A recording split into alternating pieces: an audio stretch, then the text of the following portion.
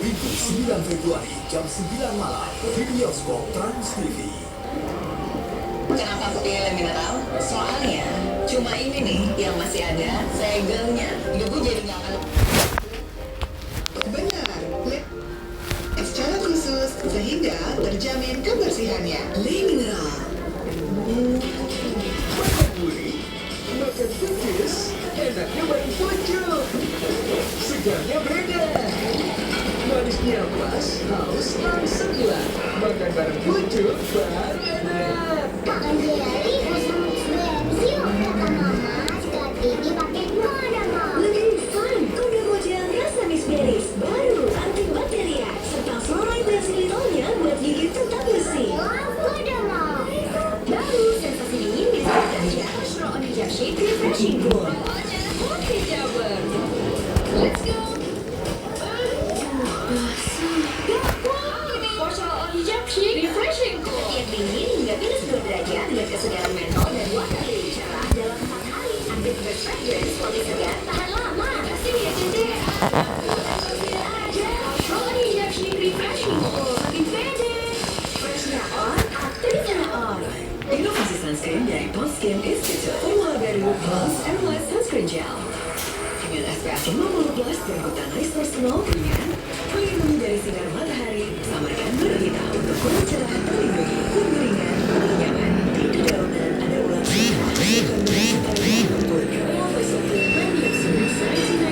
Botanical Fusion dan Sun Booster. Berbagi tahan lama. Royal Massachusetts Phoenix guys. Merupakan pertama berbahan tumbuhan. Oh, sabun wangi dan fantasi. Wah, itu dia wanginya. Membawa motivasi dari kota flower Korea dan K Perfume. Buat teman-teman yang dengan sabun wangi dan fantasi. Biar lebih dekat. Oh,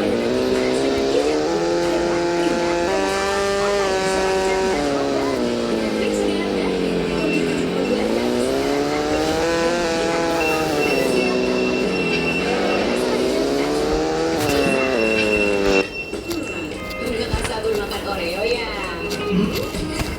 Gini caranya makan Oreo. Liputan, cicilan, dicelupin. Sucikan diri menyambut bulan penuh kebaikan. Bersama Marina sahabat kemenangan yang tulus untuk membantu. Dia juga menjadi istimewa dan pasangan. Marina telah berkhianat di dunia dan anak Palestina. Lanjutkan makan yang baik. Lembutkan diri. Seakan hati semakin bersinar. Dan terus alirkan kebaikan kepada saudara kita. Yuk bebas bergaul bersama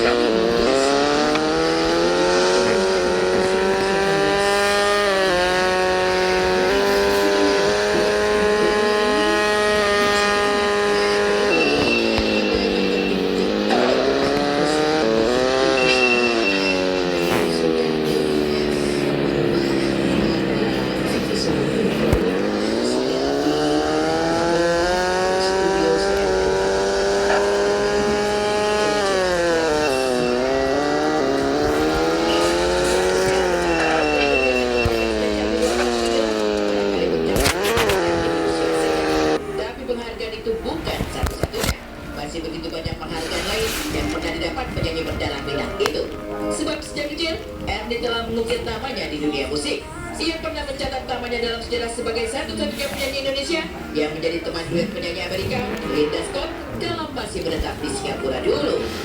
62. Enggak kira-kira, pastinya tahun 62. 11. Masih SD. Dari kecil waktu di Holland aja saya masih anak-anak itu saya juga nyanyi berdiri di atas kursi di meja, saya anggap itu kayak panggung. Jadi dari kecil saya udah cita-cita saya ingin jadi penyanyi, saya ingin terkenal suatu hari. Waktu Linda Scott penyanyi remaja ketika itu ya tahun 60-an lagi top banget ya, aku berkunjung show di Singapura. Mungkin panitianya tahu bahwa saya di Radio Singapore Time saya menang dengan lagu dia I've Told Every Little Story.